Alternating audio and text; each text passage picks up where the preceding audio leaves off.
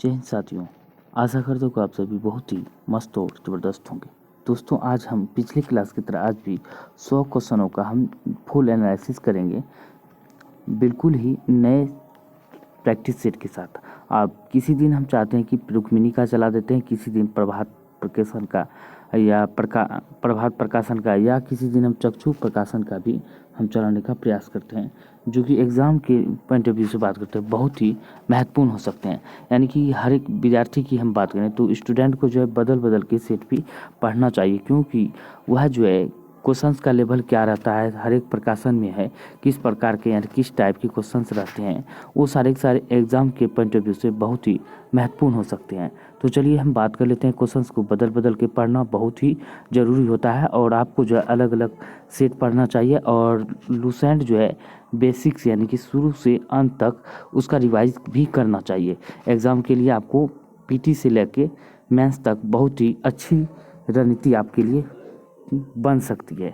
तो चलिए उसका भी हम निपटारा करेंगे, लूसेंट का भी धीरे धीरे कर रहे हैं और एनसीईआरटी का भी करेंगे। तो आप लोग का सपोर्ट चाहिए। अगर आप लोग ज़्यादा से ज़्यादा सपोर्ट करते हैं तो हम भी नए रणनीति के साथ भी लगेंगे, ताकि क्वेश्चन जहाँ से पूछे जाते हैं उन सारे वहाँ से जो है हम जो है वहाँ से प्रयास करेंगे कि आपको रिवाइज कराने का। तो चलिए आज की मोटिवेशन लाइन की हम बात करते हैं। तो हम सिर झुकाते झुकाते थक जाएंगे, हम सिर झुकाते झुकाते थक जाएंगे, पर एहसान तुम्हारा ना चुका पाएंगे। तो ये पुलवामा के जो है शहीद जवान जो थे, हमारे वीर सैनिक जो शहादत हुए थे, ये कायरों ने जो अचानक जो है हमारे वीर जवानों पर जो हमला कर दिए थे, तो वो शहीद हो गए थे। तो चलिए हम आज के नाम जो है वीर सैनिक की शहादत के नाम से आज की क्लास को हम स्टार्ट करते हैं। तो चलिए हम आज की क्लास को शुरू करते हैं। आज की क्लास स्टार्ट करने से पहले हम बात करते हैं दोस्तों, आज की करंट अफेयर है, बहुत ही मोस्ट इम्पोर्टेंट करंट अफेयर है, जो कि 2023 के एग्ज़ाम के पॉइंट ऑफ व्यू से बहुत ही महत्वपूर्ण हो सकते हैं। यानी किसी भी एग्ज़ाम में 2023 में यह क्वेश्चन पूछे जा सकते हैं। Dada Saheb Phalke international film award की बात करते हैं, घोषणा हो गई है 2023 की। तो बेस्ट फिल्म का अवार्ड हम बात करते हैं द कश्मीर फाइल को मिला है, ये आपको ध्यान रखने हैं। और फिल्म ऑफ द ईयर की हम बात करें तो RRR यानी कि RR फिल्म को फिल्म ऑफ द ईयर जो है पुरस्कार दिया गया है। अब बात करते हैं बेस्ट एक्टर कौन है, तो बेस्ट एक्टर का पुरस्कार हम बात करते हैं रणबीर कपूर को ब्रह्मास्त्र के लिए मिला है। किसे? ब्रह्मास्त्र के लिए। अब बात करते हैं बेस्ट एक्ट्रेस की हम बात करें तो इन्हीं का जो है पत्नी है आलिया भट्ट, रणबीर कपूर की, इन्हीं को दिया गया। आलिया भट्ट को गंगूबाई काठियावाड़ी के लिए बेस्ट एक्ट्रेस यानी कि सुपर हीरोइनी का पुरस्कार दिया गया है। अब बात करते हैं दोस्तों नीति आयोग की। नीति आयोग के बारे में हम बात करते हैं। यहाँ से आपको एक ना एक क्वेश्चन जरूर एग्जाम में देखने को मिल सकते हैं। तो बात करते हैं नीति आयोग की। तो नीति आयोग की स्थापना 1 जनवरी 2015 में किया गया था, ये आपको पता भी है, 1 जनवरी 2015 में हुआ था। अब वही बात कर लेते हैं प्रथम अध्यक्ष की नीति आयोग की। तो नरेंद्र मोदी इसके प्रथम अध्यक्ष थे। अब वही बात करते हैं प्रथम अध्यक्ष नरेंद्र मोदी थे। प्रथम उपाध्यक्ष की बात करें तो अरविंद पनगड़िया जो प्रथम उपाध्यक्ष थे, उपाध्यक्ष थे। वहीं बात करते हैं पहले सीईओ कौन थे, सिंधु श्री खुल्लर जो है नीति आयोग के पहले सीईओ थे। और सीईओ वर्तमान सीईओ की बात करें BR सुब्रमण्यम जो है वर्तमान में सीईओ बने हैं नीति आयोग के। अब वर्तमान उपाध्यक्ष की बात करें तो परमेश्वरन अय्यर जो है वर्तमान में नीति आयोग के उपाध्यक्ष हैं। अब वही बात करते हैं भारत के थिंक टैंक के कहा जाता है किसे, तो नीति आयोग को भारत का थिंक टैंक भी कहा जाता है। नीति आयोग का फुल फॉर्म की हम बात करें तो कई बार एग्जाम में पूछे गए हैं। तो national institution for transforming India इसका फुल फॉर्म होता है। इसका अध्यक्ष की हम बात करें तो प्रधानमंत्री होता है। जो प्रधानमंत्री बनेंगे आगे जो भी बनेंगे तो वो इसका अध्यक्ष रहेंगे। अब बात करते हैं तो हेडक्वार्टर इसका कहाँ पे है, दिल्ली में इसका हेडक्वार्टर है। पूर्ववर्ती नाम क्या है, तो योजना आयोग इसका पूर्ववर्ती नाम है। तो योजना आयोग के स्थान पे जो है नीति आयोग की स्थापना किया गया। योजना आयोग जो वर्तमान में 12वें योजना आयोग को मतलब लागू किए गए थे, जिसके 12वें योजना आयोग जो है पूरा होने से पहले यानी कि इसी के दरमियान जो है ये 12वां योजना आयोग जो पूरा नहीं हुआ था, इसी बीच में जो है इस नीति आयोग की स्थापना कर दिया गया। तो 12वें योजना आयोग की बात करें कार्यकाल 2012 से लेकर कहाँ तक था, 17 तक था, और इसका 15 में ही निपटारा कर दिया गया। इसके स्थान पर नीति आयोग को की स्थापना यानी कि कर दिया गया। तो बात करते हैं, देख सकते हैं दिया गया। अब बात कर लेते हैं नेक्स्ट क्वेश्चन की। अब बात करते हैं आज के पहले प्रश्न की। तो आज का हमारा पहला प्रश्न है, तो देश में निम्नलिखित में से किस नदी में सर्वाधिक समृद्ध भूजल संसाधन है? तो किस नदी में जो है सर्वाधिक समृद्ध भूजल संसाधन है? तो बात कर लेते हैं गंगा नदी में है। तो गंगा नदी भारत की सबसे लंबी नदी है और इसकी लंबाई की बात करें तो 25 किलोमीटर है। ये आपको ध्यान रखना है। अब बात करते हैं नेक्स्ट की। अब बात कर लेते हैं अफ्रीका के श्रृंग में कौन सा देश स्थित नहीं है? तो अफ्रीका के श्रृंग में जो है कौन सा देश स्थित नहीं है? तो बात कर लेते हैं जो है लीबिया देश जो है स्थित नहीं है। तो अब बात कर लेते हैं इसमें जो है अफ्रीका के श्रृंग में कुल कितने देश स्थित है? कुल 4 देश है। तो पहले हम बात कर लेते हैं 4 देश की। तो 4 देश कौन कौन से है? तो सोमालिया है, इरिट्रिया है और इथोपिया है। एक देश कौन सा हो जाता है? तो जिबूती हो जाता है। सोमालिया, इरिट्रिया, इथोपिया और जिबूती, ये चारों के चारों देश जो है श्रृंग देश किसे कहा जाता है? जो अफ्रीका के पूर्वी तटों पर यानी कि पूर्वी भाग में स्थित है। ये आपको ध्यान रखने, कहाँ पे? पूर्वी भाग में, पूर्व में यानी कि पूर्व में स्थित है। और बाकी लीबिया की बात करें तो ये अफ्रीका के उत्तर में स्थित है, इसीलिए जो है श्रृंग अफ्रीका के श्रृंग का भाग नहीं है। तो इसका आंसर ए हो जाएगा। अब बात करते हैं वातावरण में कार्बन डाइऑक्साइड की मात्रा लगभग होती है। वातावरण में कार्बन डाइऑक्साइड की मात्रा की हम बात करें तो ये 0.03% है। 0.03% है। वही बात करते हैं सबसे ज़्यादा वातावरण में पाए जाने वाले गैस नाइट्रोजन 78% पाए जाते हैं। ऑक्सीजन की बात करें तो O2 की ये 21% पाए जाते हैं वायुमंडल में। ये भी आपको ध्यान रखना है। अब बात करते हैं प्राकृतिक संसाधनों का सुव्यवस्थित प्रबंधन कहलाता है। तो प्राकृतिक संसाधनों का सुव्यवस्थित प्रबंधन की हम बात करते हैं संरक्षण कहलाता है। अब बात करते हैं भारत में जैव विविधता हॉट स्पॉट के रूप में घोषित किया गया है। तो जैव विविधता हॉट स्पॉट के रूप में हम बात करते हैं हिमालय को घोषित किया गया है। ये आपको ध्यान रखने हैं। वर्तमान में बात करें तो भारत में कुल 4 जैव विविधता क्षेत्र है। ये आपको ध्यान रखने 4 है, पश्चिमी घाट, पूर्वी घाट, हिमालय क्षेत्र और एक है शायद दक्कन क्षेत्र है। ये भी आपको ध्यान, यानी कि चौथे हम बात करते हैं दक्कन का ही है। ये आपको कमेंट करके बताना है ये कंफर्म सही है या गलत है, हमको ध्यान नहीं है, ये आपको बता देना है। 4 हॉटस्पॉट क्षेत्र है, ये आपको ध्यान रखना है। अब बात कर लेते हैं ऊर्जा के सही अनवीकरणीय स्रोत का चयन कीजिए। ऊर्जा के सही अनवीकरणीय स्रोत की हम बात करें तो यह क्या हो जाएगा? तो यह हम बात करते हैं इसका तापीय ऊर्जा जो हो जाएगा। अब बात करते हैं पौधे और अन्य पशुओं दोनों का भक्षण करने वाले पशु डैश कहलाते हैं। पौधे और पशुओं दोनों का भक्षण करने वाले तो पशु क्या कहलाते हैं? तो सर्वाहारी कहलाते हैं, सर्वभक्षी कहलाते हैं। ये आपको ध्यान रखना है। जो पादप और यानी कि शाकाहारी मांसाहारी जो खाते हैं उसको सर्वभक्षी कहते हैं।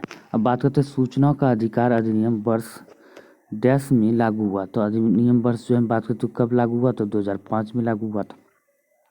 अब बात करते हैं भारत में यानी कि डैश को भारत में संविधान का वास्तुकारक माना जाता है। यानी किसको संविधान का भारत में वास्तुकारक माना जाता है? डॉक्टर भीमराव अम्बेडकर को माना जाता है।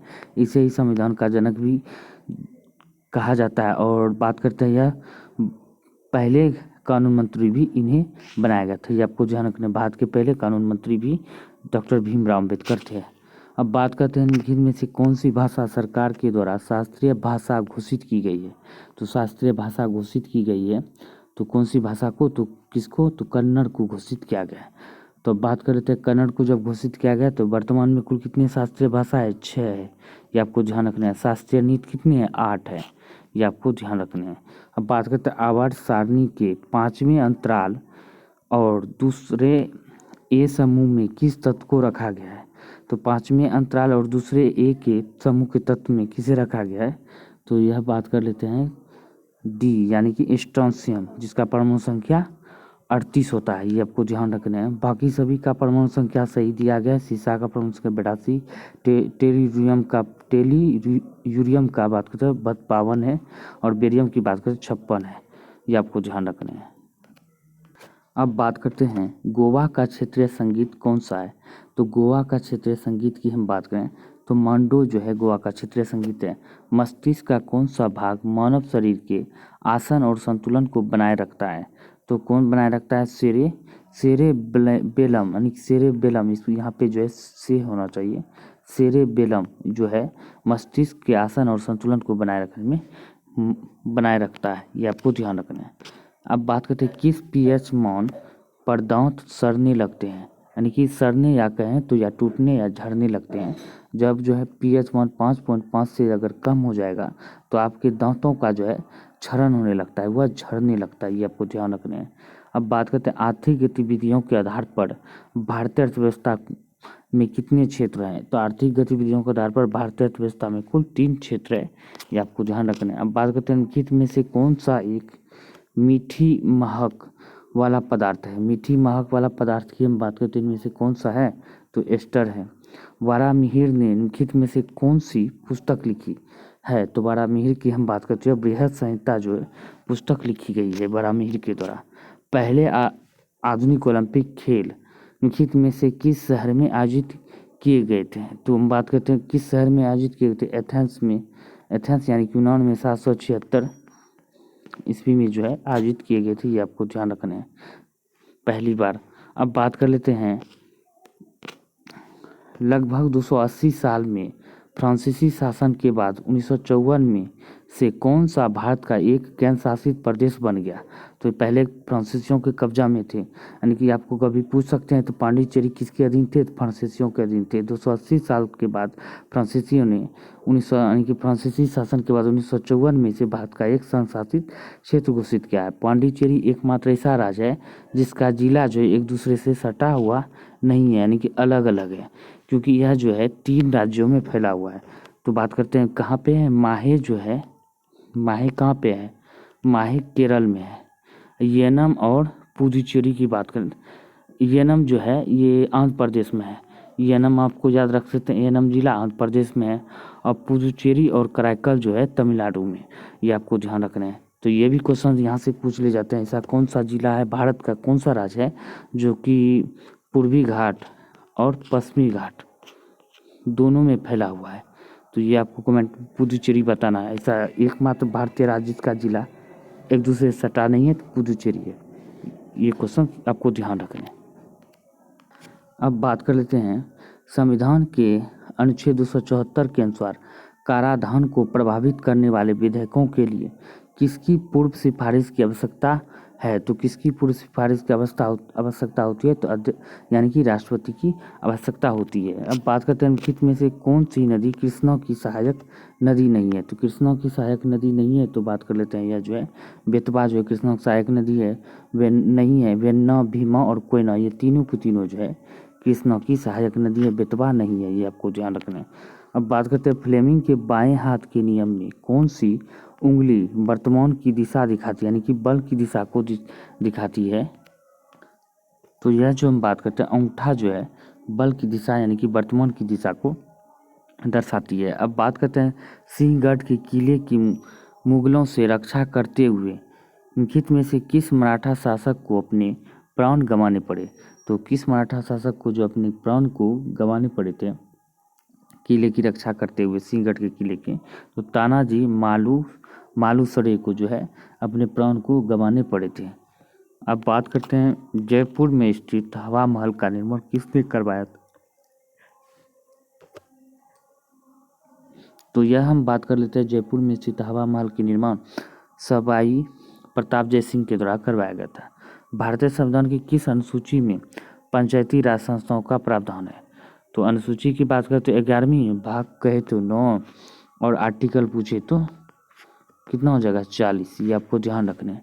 73वें संविधान संशोधन द्वारा पंचायती राज को जो है संवैधानिक शासन प्रदान किया गया था, ये आपको ध्यान रखना है। अब बात करते हैं विक्रमशिला गंगात्मक डॉल्फिन अभ्यारण्य स्थित है। विक्रमशिला गंगात्मक डॉल्फिन अभ्यारण्य की बात करें तो ये कहाँ पे? भागलपुर में है। अगर पूछे, ये क्वेश्चन कभी कभी पूछ ले जाएंगे तो ये आपको नोट कर लेने हैं ध्यान से। तो अगर पूछे विक्रमशिला जो है यानी कि डॉल्फिन रिसर्च सेंटर की बात करें तो ये कहाँ पे है? तो डॉल्फिन रिसर्च सेंटर की स्थापना तो कहाँ पे किया गया? पटना में किया गया है। अगर पूछे डॉल्फिन प्रजनन केंद्र की स्थापना कहाँ किया गया है, तो ये भागलपुर हो जाएगा। इस तरह के क्वेश्चन पूछे जाते हैं। अब बात करते हैं निम्नलिखित में से कौन सी नदी मध्य प्रदेश में अमरकंटक पहाड़ियों से निकलती है। तो मध्य प्रदेश में अमरकंटक पहाड़ियों से कौन सी नदी निकलती है, तो नर्मदा निकलती है। कुल 3 ऐसे नदी है जो अमरकंटक पहाड़ियों से निकलते हैं। ये ट्रिक है, आपको ध्यान में रखना है। क्या है सनम, क्या है सनम, वो सनम नहीं जो आप समझ रहे हैं, तो हम ट्रिक बनाए हुए हैं, चाहे जो समझ लें। सनम क्या है, अमर है, अमर है। अमर से क्या हुआ, अमरकंटक हो गया। है तो साइलेंट है, अमर और है साइलेंट है, लेकिन सौ से हो गया सोन, नौ से नर्मदा, मौ से आपको कमेंट करके बताना है कौन सी नदी हो जाएगा। आपको ऑप्शन भी दे रहे हैं, माही और महानदी। इन दोनों में से कौन सी नदी है जो कि जिसका उद्गम स्थल अमरकंटक की पहाड़ी है, आपको कमेंट करके बताने हैं। अब बात करते हैं प्रसिद्ध नृत्यांगना चंपानारी चेम्पनचारी कुनी रामन नाम भी अल्टर्ड है, निम्नलिखित में से किस नृत्य से जुड़ी हुई है। तो यह जो हम बात करते हैं नृत्य से जुड़ी हुई है, किस नृत्य से, कथकली से जुड़ी हुई है। निम्नलिखित में से कि कौन भारत की सबसे बड़ी प्रायद्वीपीय नदी है। तो सबसे बड़ी प्रायद्वीपीय नदी तो गोदावरी है, और प्रायद्वीपीय भारत की दूसरी सबसे लंबी नदी कृष्णा है, ये भी आपको ध्यान रखना है। अब बात करते हैं भारत के मुद्रा नोट के भाषा, भारत की मुद्रा नोट के भाषा पैनल पर कितनी भाषाएं हैं। यानी कि यूँ कहें तो भारतीय रुपये के नोटों पर कितने भाषाओं का अंकन मिलता है, तो 15 मिलता है। अगर वही हिंदी अंग्रेजी दोनों मिलाकर जिक्र करें तो 17 हो जाएगा, कुल 17, ये आपको ध्यान रखने हैं। अब बात करते हैं भारतीय संविधान में व्यापार करने की स्वतंत्रता की अवधारणा निम्नलिखित में से किस देश से ली गई है। तो व्यापार करने की स्वतंत्रता की अवधारणा की बात करें तो ऑस्ट्रेलिया से लिया गया। समवर्ती सूची ऑस्ट्रेलिया से लिया गया। समवर्ती सूची की प्रस्तावना की भाषा में बात करें तो ऑस्ट्रेलिया से लिया गया है। और ज्वाइंट सीटिंग है 108 में संविधान 108 जो है लिया गया है, जो ज्वाइंट सीटिंग होता है, ये भी जो होता है संयुक्त अधिवेशन, ऑस्ट्रेलिया से ही लिया गया। अमेरिका से बात करते हैं स्वतंत्र न्यायपालिका, राष्ट्रपति, और बात करते हैं मौलिक अधिकार, ये अमेरिका से लिया गया है। मौलिक कर्तव्य की बात करें तो रूस से लिया गया है। और राज्य की नीति निर्देशक तो आयरलैंड से लिया गया है, ये भी ध्यान में रखने हैं आपको। अब बात करते हैं हाइड्रा में किस प्रकार का प्रजनन होता है। तो हाइड्रा में हम बात करते हैं किस प्रकार का प्रजनन होता है, तो ये आपको ध्यान रखना है। हाइड्रा की बात करें तो नवोदित प्रकार के जो है प्रजनन हाइड्रा में होते हैं। अब बात करते हैं निम्नलिखित में से कौन भारत का सर्वोच्च नागरिक पुरस्कार है। तो भारत के सर्वोच्च नागरिक पुरस्कार की हम बात कर लेते हैं, तो कौन है, तो भारत रत्न है। चलिए हम नागरिक पुरस्कार के बारे में बेसिक से समझते हैं। सबसे पहले क्या होता है, भारत रत्न भारत का सबसे बड़ा सम्मान होता है। उसके बाद पद्म विभूषण होता है, पद्म विभूषण, ये आपको ध्यान रखने हैं। ये हो गया विभूषण। अब कहता है क्या है, पद्म भूषण हो जाएगा। उसके बाद पद्म श्री, पहला भारत रत्न, दूसरा सबसे बड़ा सम्मान पद्म विभूषण, तीसरा पद्म भूषण, चौथा पद्म श्री हो जाता है, ये आपको ध्यान रखना है। अब बात कर लेते हैं द वाइट टाइगर उपन्यास के लेखक कौन है। तो अरविंद अडिगा जो है द वाइट टाइगर उपन्यास के लेखक हैं। निम्नलिखित में से कौन सी साइट गौतम बुद्ध के जन्म से जुड़ी है। तो लुम्बिनी जो है गौतम बुद्ध के जन्म से जुड़ी है, क्योंकि यहीं पे गौतम बुद्ध का जन्म हुआ था, नेपाल के लुम्बिनी नामक जंगल में हुआ था।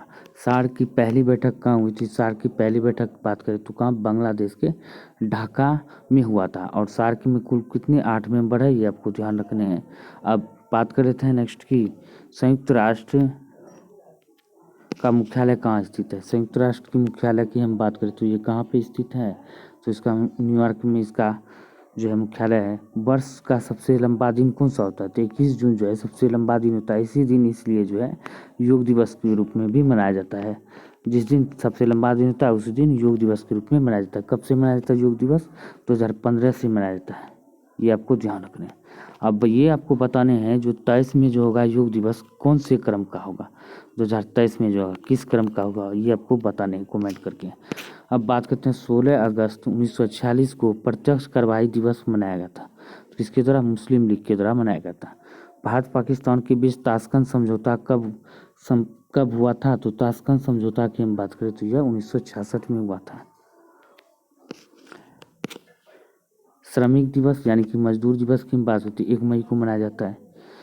भारतीय दलहन अनुसंधान संस्थान अवस्थित है कहाँ पे? कानपुर में। अब बात करते हैं श्रीलंका की विधिक राजधानी कौन सी है? तो श्रीलंका की विधिक राजधानी की बात करें तो श्री जयवर्धनपुरे कोट्टे हैं। अब बात करते हैं यूएनओ की सुरक्षा परिषद में 10 स्थायी सदस्य होते हैं? तो कुल 5 होते हैं। कौन कौन से होते हैं? तो इसका ट्रिक है रूस का फेस, रूस का फेस FACE फेस, यानी कि रूस से रूस हो गया, का जो है साइलेंट होता है, F से फ्रांस, A से अमेरिका, C से चाइना, E से इंग्लैंड। 5 तो अस्थाई मेंबर होता है और 10 अस्थाई मेंबर होता है जिसमें कि भारत भी शामिल है। अगर कुल मेंबर पूछे तो 15 होता है। अब बात करते हैं राष्ट्रीय एकता दिवस कब मनाया जाता है? तो राष्ट्रीय एकता दिवस की बात करें तो 31 अक्टूबर को राष्ट्रीय एकता दिवस मनाया जाता है। अब बात करते हैं कॉस्ट्यूम डिजाइनर के लिए किसने ऑस्कर पुरस्कार जीता था? तो किसने यह जीता था? तो यह भानु अथैया ने जीता था। किसने जीता था? भानु अथैया ने। प्रथम आधुनिक ओलंपिक खेल कहाँ पे हुए थे? तो प्रथम आधुनिक ओलंपिक खेल की बात करते हैं एथेंस यूनान में खेले गए थे। अब बात करते हैं विश्व पर्यावरण दिवस कब मनाया जाता है? 5 जून को मनाया जाता है। अब बात करते हैं सबसे ऊंचा बांध कौन सा है? तो सबसे ऊंचा बांध की हम बात करते हैं भाखड़ा भी दिया गया, टिहरी भी दिया गया। जब दोनों दिया हुआ था तो टिहरी सबसे ऊंचा हो जाएगा। अगर टिहरी नहीं रहता तो सतलज सबसे ऊंचा हो जाता। ये आपको ध्यान रखने में। अब बात करते हैं भारत का राष्ट्रीय चिन्ह कहाँ से लिया गया है? तो भारत का राष्ट्रीय चिन्ह सारनाथ स्थित अशोक स्तंभ से लिया गया है। इसका आंसर डी हो जाएगा। ईंट के बने भवनों की तुलना में कच्ची मिट्टी के मकान ग्रीष्म में ठंडे और शीतकाल में अधिक गर्म होने का कारण क्या है? तो गर्म होने का कारण हम बात करें जलवाष्प में गर्मियों में ठंडक और छिद्रों में आने वाली धूप के कारण सर्दियों में गर्म हो जाती है। तो इसका आंसर डी हो जाएगा। अब बात करते हैं भीड़ को तितर बितर करने में पुलिस द्वारा इस्तेमाल की जाने वाली अश्रु गैस कौन सी होती है? तो अश्रु गैस की बात होती है क्लोरीन होता है। अब बात कर लेते हैं एप्सम लवण का प्रयोग कहाँ होता है? तो एप्सम लवण का प्रयोग हम बात कर लेते हैं यह कहाँ पे होता है? तो यह होता है कहाँ पे? टूथपेस्ट बनाने में। अब बात करते हैं घरेलू प्रशीतक यानी कि रेफ्रिजरेटर में सामान्यतः कौन सी प्रशीतक प्रयोग में लाते हैं? तो ये फ्रेयॉन लाते हैं। अब बात करते हैं लाफिंग गैस का रासायनिक नाम क्या है? तो लाफिंग गैस का रासायनिक नाम बात करें तो नाइट्रस ऑक्साइड है। क्या है? Nitrous oxide. अब बात करते हैं पीतल किसकी मिश्र धातु है?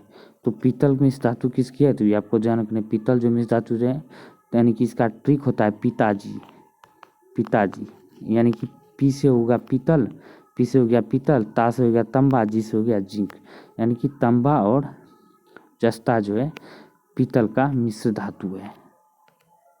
अब बात करते हैं अम्ल वर्षा में प्रायः क्या अधिक मात्रा में होता है? तो प्रायः हम बात करते हैं अम्ल वर्षा में क्या सबसे अधिक मात्रा में पाया जाता है? तो यह जो पाया जाता है तो सल्फ्यूरिक अम्ल पाया जाता है। अम्ल वर्षा होने के कारण क्या है? N2O प्लस H2O के कारण जो है अम्ल वर्षा होता है। नाइट्रोजन डाइऑक्साइड और सल्फर डाइऑक्साइड के कारण अम्ल वर्षा होते हैं, आपको ध्यान रखना है। समुद्री शैवाल में क्या होता है? तो समुद्री शैवाल में बात करते हैं आयोडाइड पाया जाता है। अब बात करते हैं पादपों में मूल रोमों की मूल भूमिका क्या होती है? पादपों में हम बात करें तो मूल रोमों की मूल भूमिका क्या होती है? तो इसमें जो मूल भूमिका की हम बात करें तो मृदा से खनिज लवण और जल अवशोषित करना होता है। तो ये इसका आंसर ए हो जाएगा। अब बात करते हैं पके हुए टमाटरों का लाल रंग किसकी उपस्थिति के कारण होता है? तो किसकी उपस्थिति के कारण ये पूछे जाते हैं, कभी कभी पूछे जाते हैं। टमाटर के लाल रंग किसके कारण होता है? लाइकोपीन के कारण होता है। किसके? लाइकोपीन के कारण। अगर वही पूछ ले कि टमाटर किसकी उपस्थिति के कारण टमाटर का रंग लाल होता है तो ये उपस्थिति बता रहा है, तो यह कैरोटीनॉइड के द्वारा होता है। बात करते हैं इनमें से प्रतिस्कंदन नहीं होते हैं। तो प्रतिस्कंदन की हम बात करें तो ये कौन नहीं होते हैं? तो बर्ड जो नहीं होते हैं, बाकी जो सभी के सभी जो प्रतिस्कंदन होते हैं, जोंक, मच्छर, खटमल।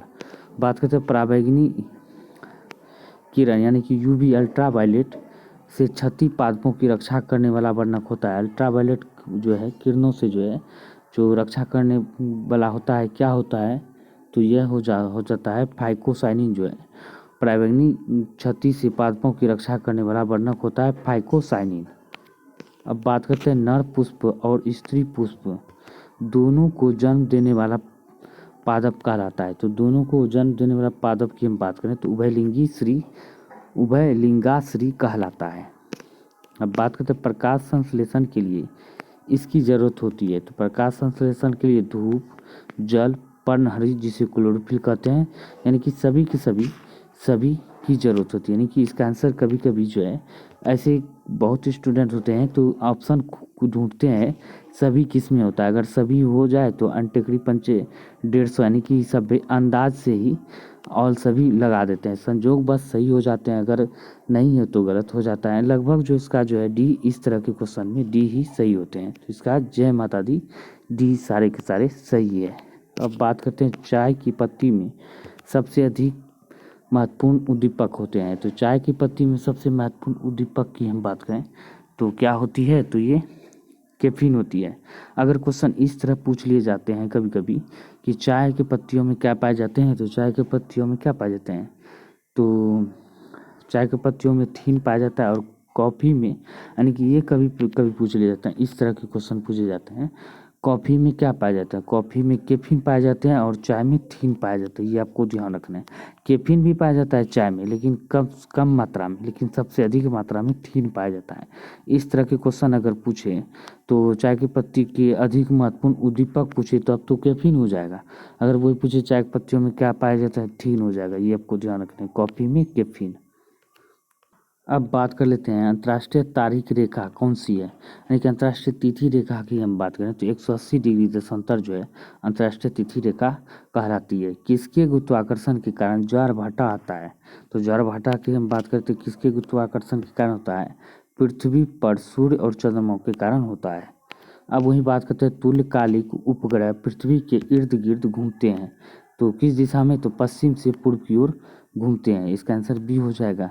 विषम का चयन करना है आपको, तो विषम क्या हो जाएगा, तो रोम जो है विषम है, बाकी floppy disk, DVD, hard disk ये सारे के सारे जो है ये जो है टीवी के जो है यानी कि कंप्यूटर के पार्ट्स हैं। और रोम जो है ये यानी कि ये जो हार्डवेयर नहीं है, बाकी ये सारे के सारे हार्डवेयर है, लेकिन ये जो है सॉफ्टवेयर है। ये आपको ध्यान रखना है। अब बात करते हैं निम्नलिखित में से कौन भारतीय अर्थव्यवस्था में तृतीय क्षेत्र के अंतर्गत आता है। तृतीय क्षेत्र के अंतर्गत की हम बात करते हैं वस्तुओं का परिवहन तृतीय क्षेत्र के अंतर्गत आता है। पहले क्षेत्र की हम बात करें तो आता है कौन, तो कृषि आता है। दूसरे क्षेत्र में भारी उद्योग और तीसरे क्षेत्र में बैंकिंग सेवा जैसे आते हैं।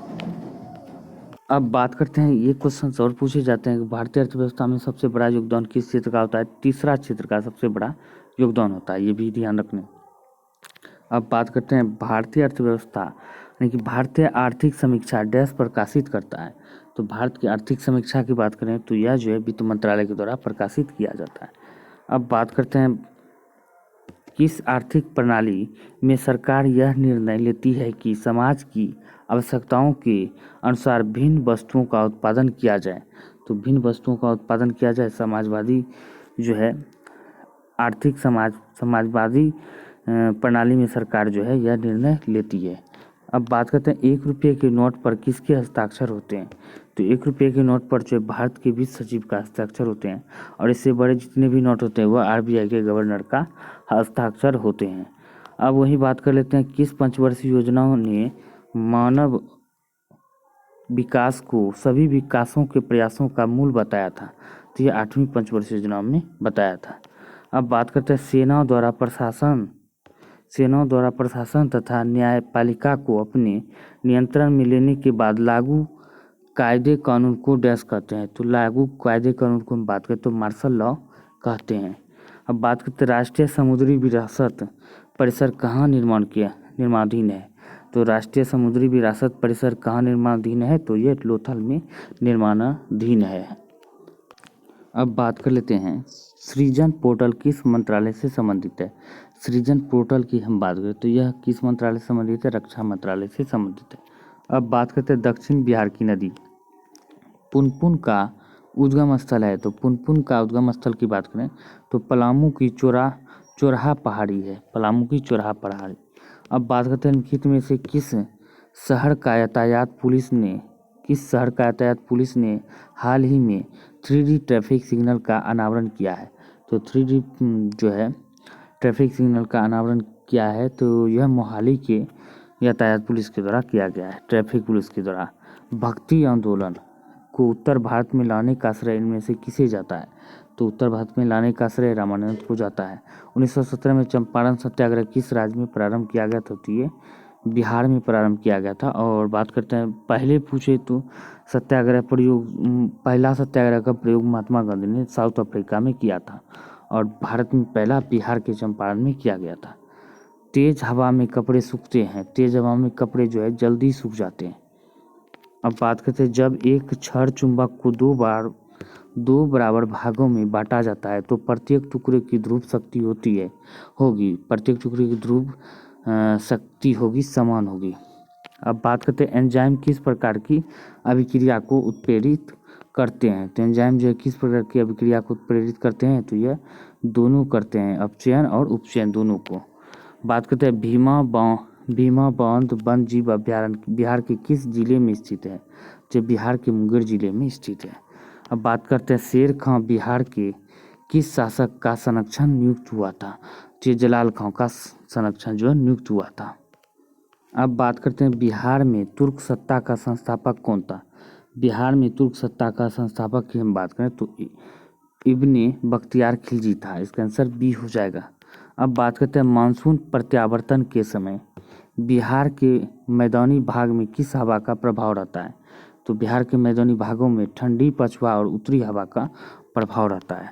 बात करते हैं, सर्वप्रथम पारिस्थितिकी तंत्र शब्द का प्रयोग किया था एजी टॉन्सले के द्वारा किया गया था। दूरदर्शन की स्थापना किस वर्ष की गई थी? तो दूरदर्शन की स्थापना की बात करें तो वर्ष 1959 में की गई थी। पहली बार रंगीन टीवी का जो प्रयोग 1982 में किया गया था, ये भी आपको ध्यान रखने का, 1982 में। अब बात करते हैं, बिहार का आर्थिक उदारीकरण का प्रभाव किस रूप में दिखाई दिया है? तो यह किस रूप में दिखाई दिया है? तो राज्य योजना आकार में वृद्धि, ये सही है। विकास दर में लगातार 10% से अधिक होना, ये भी सही है। राज्य में नए विद्युत प्लांटों की स्थापना, ये भी सही है। तो इसका आंसर सभी के सभी, जय माता दी, सभी के सभी सही हो जाएंगे।